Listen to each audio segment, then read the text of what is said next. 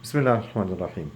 If you're sitting at home because you've been advised to work from home or because you're not planning to go outside, then remember this time is a gift of Allah to you, and you will be held to account for whatever you're doing there. Try and make this time productive.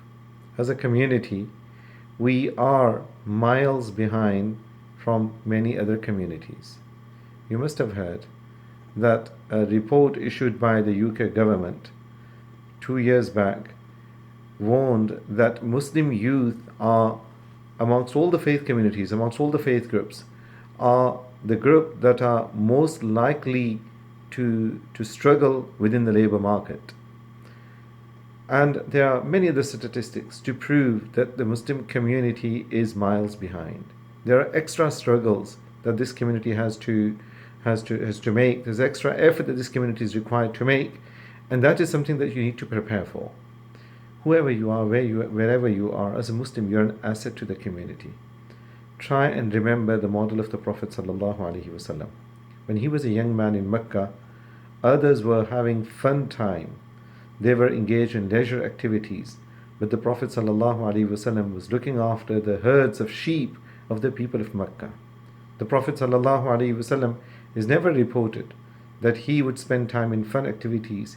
He ﷺ was either working or he was contemplating, thinking about the purpose of his creation, thinking about his purpose in life and why Allah Azza wa Jal had brought him into existence.